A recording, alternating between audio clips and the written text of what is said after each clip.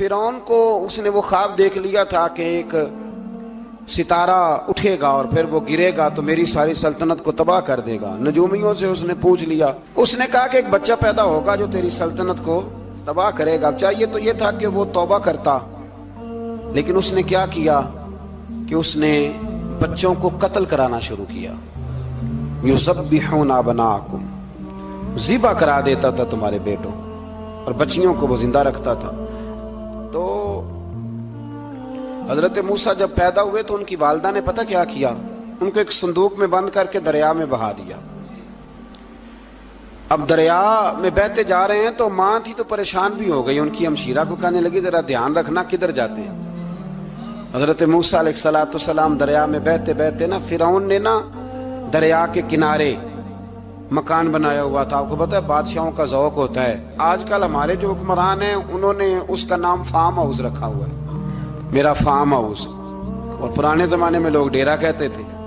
تو اس نے بھی اس طرح کا فارم ہاؤس بنایا ہوا تھا۔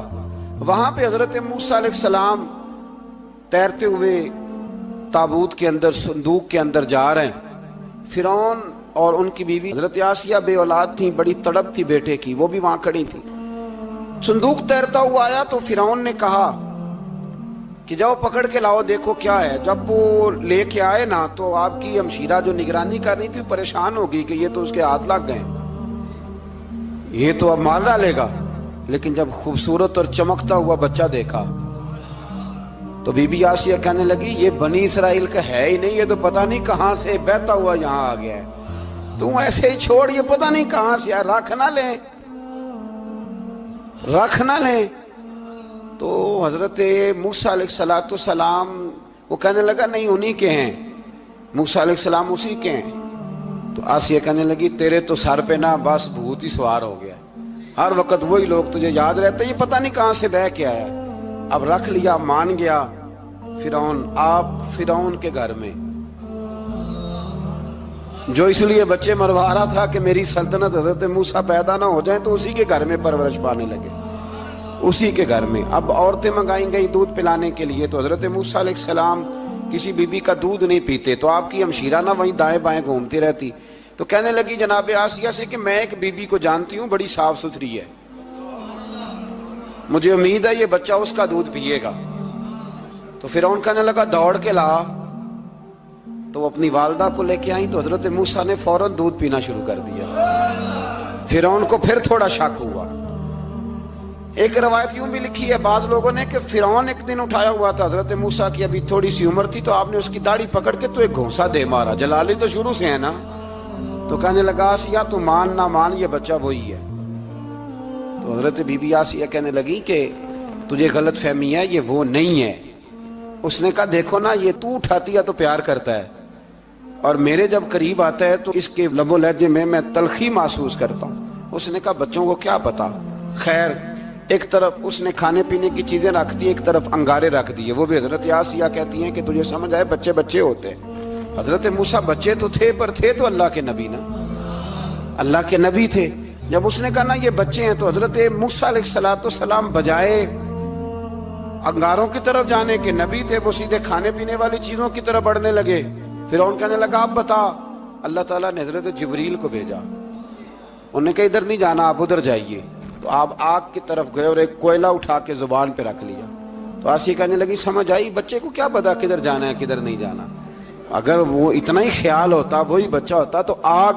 اور بعض مفسرین نے لکھا ہے یہ جو حضرت موسیٰ دعا مانگتے تھے نا رب اشرح لی صدری ویسر لی امری، یہ وہ آگ کا انگارہ جب کوئلہ منہ میں رکھا تھا نا تو اس کی وجہ سے زبان میں کچھ لکنت آ گئی، تو آپ دعا کرتے تھے کہ یا اللہ میری زبان کی وہ بند گرا کھول دے تاکہ میں کھل کے فرعون کے سامنے بات کر سکوں۔ وہیں حضرت موسیٰ پلنے لگے، وہیں پلے، وہیں جوان ہوئے، وہیں اللہ نے ساری دولتیں دی، بہن بھی ملی، ماں بھی ملی، اور سارے عزیزوں کا پیار بھی ملا۔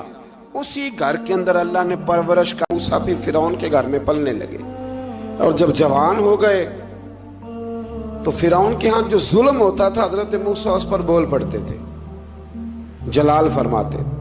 تو فرعون پھر ناراض رہنے لگا، یہاں تک کہ اس نے آپ کو نکال دیا، آپ تشریف لے گئے وہاں سے۔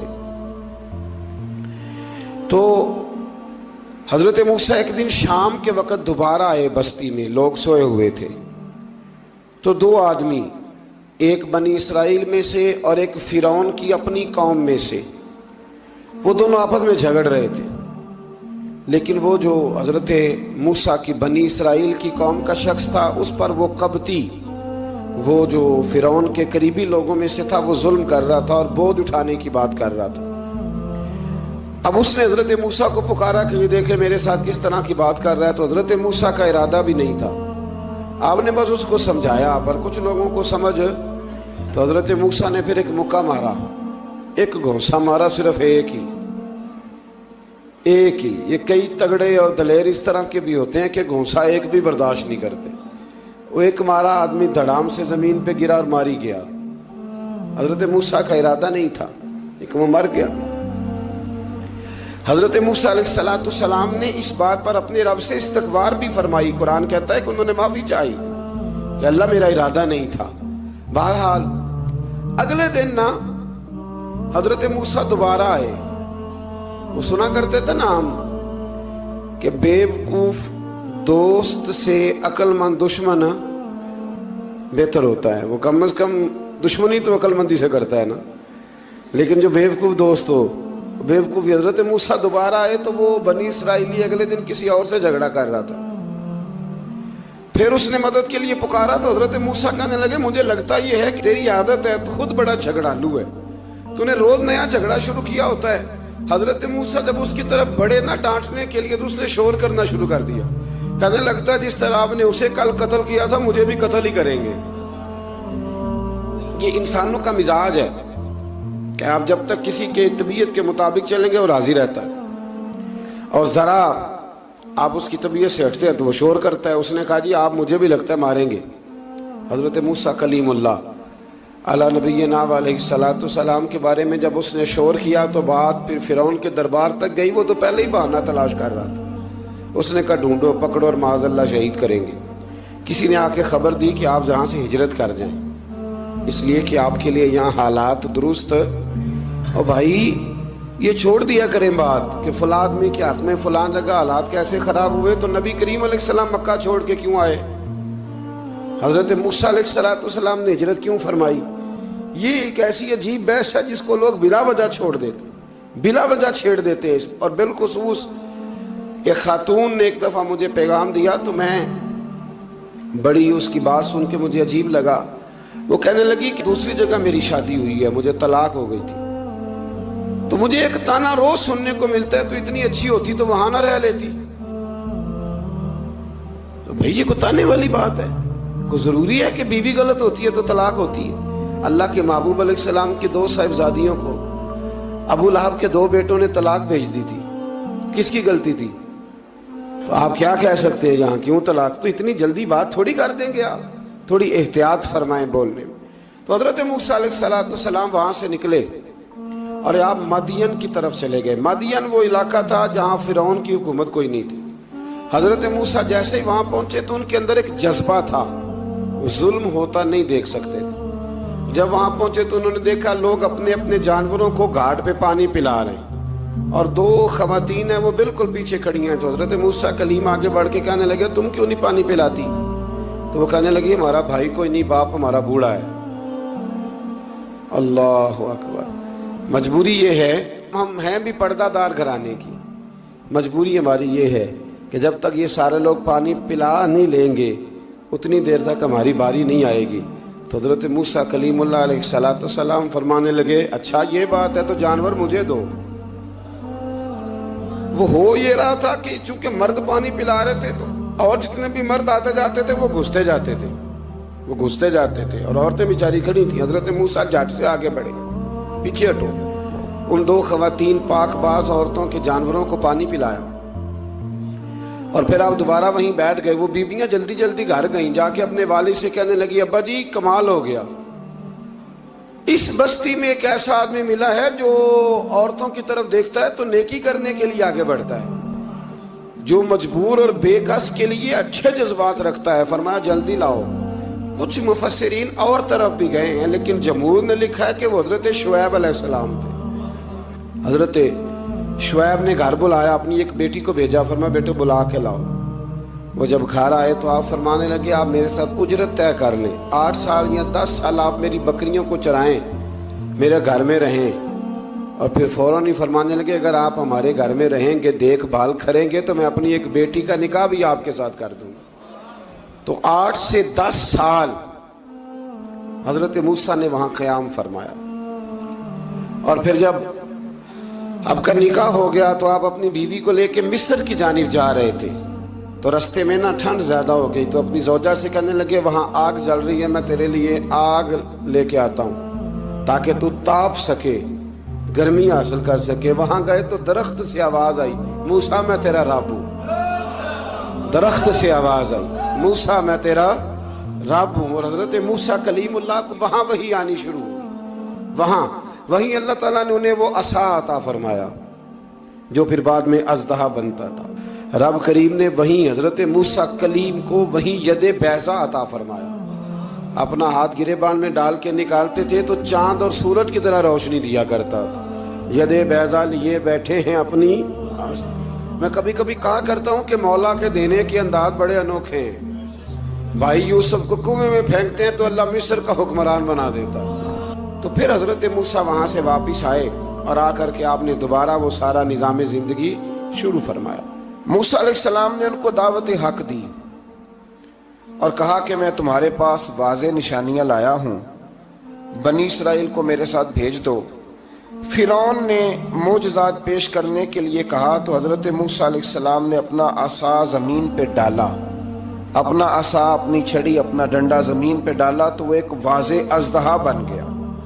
फिर हजरत सैयदना मूसा अलैहिस्सलाम ने अपना हाथ गिरेबान से निकाला तो वो देखने वालों के लिए रोशन हो गया, हाथ के अंदर नूर पैदा हो गया। यदे बैज़ा लिए बैठे हैं अपनी आस्तीनों में। फिरौन के सरदारों ने हक को कबूल करने की बजाय इसे जादू करार दे दिया और कहा कि ये तुम्हें अपने मुल्क से निकालना चाहता है। उन्होंने कहा इस मामले को जरा ढील दो और जादूगरों को जमा करो। जादूगर आए, उन्होंने फिरौन से कहा कि हम हजरत मूसा के मुकाबले में जादू तो दिखाएंगे माज़अल्लाह, लेकिन अगर हम गालिब आ गए तो फिर हमारा इनाम क्या होगा? सौदा पहले तय कर रहे हैं, क्या इनाम मिलेगा? उसने कहा कि अगर तुम गालिब आ गए तो मैं तुम्हें अपना करीबी बना लूंगा। बादशाहों का करीबी होना भी तो बड़ी बात है ना, लोग बड़े पापड़ बेलते हैं करीबी होने के लिए। और ये जो करीबी होते हैं ना, बिलखुसूस जो बादशाहों के करीबी होते हैं, बादशाहों की तबाही का सबब भी यही लोग ही बनते हैं। ये उनको रोज खबर देते हैं कि सब अच्छा है, सब अच्छा है। और दुनिया के ज़्यादातर हुक्मरान इन्हीं लोगों की वजह से तबाह होते हैं, क्योंकि उनका खुद अवाम से राब्ता नहीं रहता। अगर वो खुद अवाम के साथ डायरेक्ट राब्ता करें तो शायद उन्हें अच्छी और साफ सुथरी चीज़ें समझने को मिल जाए। खैर, जादूगरों ने जब कहा हमें क्या दोगे, तो उसने कहा तुम्हें करीबी बना लूंगा। जादूगरों ने मूसा अलैहिस्सलाम से कहा कि आप पहल करेंगे या हम पहल करें? तो मूसा अलैहिस्सलाम ने कहा तुम पहल करो। जब जादूगरों ने अपनी रस्सियां जमीन पे डाली तो लोगों की निगाहों को सहर ज़दा कर दिया, जादू कर दिया और उन्हें डरवा दिया। उन्होंने कहा ये तो बड़ा जादू ले आए। तो अल्लाह ताला ने हजरत मूसा अलैहिस्सलाम को हुक्म दिया कि आप भी अपना असा जमीन पे डालें। उनकी रस्सियां सांप बन गई थी ना, दरअसल वो सांप बनी नहीं थी, लोगों की आंखों पर जादू हो गया था, उन्हें सांप नजर आ रहा था। फरमाया आप भी अपना असा जमीन पे डालें। वो असा सांप बना और जादूगरों की सारी चीजों को निगल ही गया। उनकी बहुत सारी रस्सियां सांप बनी थी, इनका एक ही असा सांप बना और सबको निगल गया। इस तरह के मोजज़े की हकानियत और जादूगरों का बुतलान साबित हुआ और फिरौनी रुसवा हो गए। जादूगर सजदे में गिर गए और अल्लाह पर ईमान ले आए। फिरौन ने उन्हें धमकी दी कि तुम मेरी इजाजत के बगैर ईमान ले आए हो, मैं तुम्हारे हाथ और पांव मुखालिफ सिमत से काट दूंगा, यानी उल्टा हाथ काट दूंगा, सीधा पैर काट दूंगा। मेरी बगैर इजाजत ईमान ले आए हो और तुम्हें सूली पे भी चढ़वा दूंगा। उन्होंने कहा कि ईमान लाने की पादाश में तुम हमें सजा देना चाहते हो। फिर उन्होंने अल्लाह ताला से सब्र और इस्तकामत की दुआ की। इसके बाद फिरौन ने बनी इसराइल के बेटों को कत्ल करने की और बेटियों को जिंदा छोड़ने का हुक्म दे दिया। موسیٰ علیہ السلام نے قوم کو صبر کی تلقین کی اور کہا کہ نیک انجام اہل تقوی کے لیے. یہاں ایک لطیف بات ہمارے صوفیاء نے بھی لکھی ہے. صوفیاء کہتے ہیں کہ فرعون نے کلمہ نہیں پڑھا پر جادوگر کلمہ پڑھ گئے. وہ کس طرح کلمہ پڑھ گئے؟ تو کہنے لگے دراصل انہوں نے آتے ہی حضرت موسیٰ کا ادب بڑا کیا تھا. جادوگر حضرت موسیٰ کے مقابلے میں آ کے بھی ان سے کہتے ہیں کہ رسیاں آپ پہلے ڈالیں گے کہ ہم ڈالیں؟ آپ اصحاب پہلے رکھیں گے کہ ہم رکھیں؟ تو اتنا سا ادب کیا تو رب کریم نے فرمایا جو نبی کا ادب کرے وہ بے ایمان نہیں رہ سکتا. جو نبی کا ادب کرے وہ بے ایمان نہیں رہ سکتا، اور جو نبی کی بے ادبی کرے وہ ایماندار نہیں رہ سکتا. ختم ہو گئی بات. یہاں ہمارے صوفیاء نے یہ بات لکھی ہے کہ چونکہ انہوں نے آتے ہی کہا تھا کہ آپ پہلے ڈالیں گے یا ہم پہلے ڈالیں، تو حضرت موسیٰ سے انہوں نے پوچھ لیا. نبی کے پوچھے بغیر پہل نہیں کی تو اللہ نے انہیں ایمان کی دولت عطا کر. اللہ تعالیٰ نے فرعونیوں پر قحط سالی کا عذاب نازل کیا. فرعونیوں کا طریقہ یہ تھا کہ اچھائی کو اپنا کمال گردانتے تھے، کہتے تھے یہ ہماری طرف سے، اور برائی کو معاذ اللہ بدشگونی کے طور پر موسیٰ علیہ السلام کی طرف منسوب کرتے تھے. کہتے تھے معاذ اللہ آپ کی وجہ سے یہ سارا کچھ ہو رہا ہے. ہوتے نا نہیں کہتے ہیں جب سے میں وہاں گیا ہوں تب سے. ہمارے بزرگ ایک لطیفہ بھی سنایا کرتے تھے کہ کسی زمیندار نے نماز پڑھنی شروع کی تھی تو اس کے جانور مرنے شروع ہو گئے. اب لوگ سمجھتے ہیں کہ معاذ اللہ شاید یہ کسی بزرگ کے سبب سے ایسا ہے، حالانکہ یہ تو اللہ کی طرف سے آزمائش ہوتی ہے، اس کی حکمتیں ہوتی ہیں. اللہ تبارک و تعالیٰ نے ان پر عذاب کیا نازل کیا. آیت نمبر 130 اور 143 کبھی آپ سورہ اعراف کی پڑھیں تو اللہ تعالیٰ نے ان پر ٹڈیوں کا، جموں کا، مینڈکوں کا اور خون کا عذاب نازل کیا. یہ کس قسم کا عذاب ہے؟ جمعے پڑ گئے، ٹڈیاں آ گئیں، یہ اللہ نے عذاب نازل کیا. جب وہ عذاب میں مبتلا ہوئے تو موسیٰ علیہ السلام سے کہا کہ آپ اللہ سے دعا کریں کہ ہم سے یہ عذاب ٹل جائے. اگر ایسا ہوا تو ہم ایمان لے آئیں گے، بنی اسرائیل کو بھی آزاد کر دیں گے. لیکن موسیٰ علیہ السلام کی دعا کے نتیجے میں جب عذاب ٹل جانے کے بعد فرعونی پھر اپنے وعدے سے پھر گئے. بنو قریظہ والوں نے بھی کئی دفعہ حضور سے وعدے کیے پر اپنے وعدوں پر قائم. ایک بات آپ سے یہاں روک کے عرض کر دوں، ہم بھی کئی دفعہ کہتے ہیں ذرا بریک کبھی گاڑی کی نہیں نہ لگتی تو ہم ارادہ کرتے ہیں کہ آج سے ہی نماز شروع کر دینی. ذرا طبیعت زیادہ لیل ہوتی ہے تو ارادہ کرتے ہیں نا کہ بھائی آج کے بعد ہم نے نیک، پھر کیا ہوتا ہے شفا ہو گئی تو چھٹی ہو گئی. یہ طریقہ درست نہیں. یہ تو کفار کا طریقہ بیان کیا نا قرآن پاک نے. یہاں فرمایا جب اللہ تبارک و تعالیٰ نے انہیں نجات دے دی تو اپنے وعدے سے مکر گئے.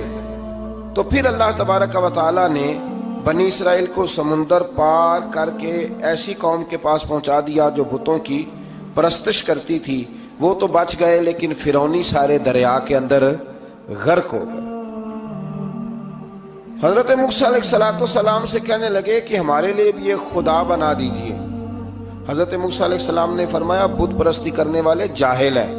یہ بت پرست قوم کے پاس جب گئے نا بنی اسرائیل والے بت پوجتے ہوئے دیکھا تو کہنے لگے ہمارے لیے بھی سامنے بنا کے رکھ دو. فرمایا یہ تو جاہل ہیں، تم انہیں دیکھ کے اثر قبول کر رہے ہو اور اپنی جاہلیت کے باعث یہ ہلاک ہونے والے بھی ہیں. پھر اللہ تعالیٰ نے بنی اسرائیل پر اپنی نعمتوں کا ذکر فرمایا اور موسیٰ علیہ السلام نے اپنی قوم میں ہارون علیہ السلام کو اپنا جانشین فرمایا اور کوہ طور پر تشریف لے گئے. اللہ نے فرمایا وہاں آ جائیں، میں آپ کو تورات عطا کرتا ہوں. 40 دن کا یہ عرصہ تھا. موسیٰ علیہ السلام نے وہاں پہ جا کے، وہ سارا واقعہ بھی انہی آیات میں ہے کہ حضرت موسیٰ نے عرض کیا تھا کہ رب ارنی، یا اللہ میں تجھے دیکھنا چاہتا ہوں. تو فرمایا لن ترانی، تو نہیں دیکھ سکتا. وہ بھی یہاں اللہ نے ذکر فرمایا. پھر اللہ تعالیٰ نے اپنی ایک تجلی جب کوہ طور پہ ڈالی تو حضرت موسیٰ علیہ السلام تاب نہ لا سکے اور بے ہوش ہو گئے اور پہاڑ بھی ریزہ ریزہ ہو گیا. اس کا ذکر بھی اللہ نے انہی آیات میں فرمایا. آیت نمبر 144 سے 155 تک حضرت موسیٰ علیہ السلام کو رسالت عطا کرنے، کلیم اللہ کا منصب عطا کرنے، تورات عطا کرنے کا ذکر ہے. آگے چل کے بتایا کہ جو متکبر لوگ ہیں نا وہ آیات الہیہ سے منہ پھیرتے ہیں، اور جو لوگ اللہ کی آیات اور قیامت کو جھٹلاتے ہیں ان کے اعمال باطل ہیں. پھر موسیٰ علیہ السلام کے کوہ طور پر قیام کے عرصے میں بنی اسرائیل کے زیورات سے بچڑا بنا کر اسے معبود بنانے کا ذکر ہے. ان میں ایک جادوگر تھا सामरी, सुना है सलाला में उसकी कब्र है। हजरत मूसा कोहे तूर पे चले गए तो उसने पीछे से ना सोने का एक बछड़ा बना लिया, उसमें सोने की तारें उसके मुंह में लगाई, हवा चलती थी तो बजती थी।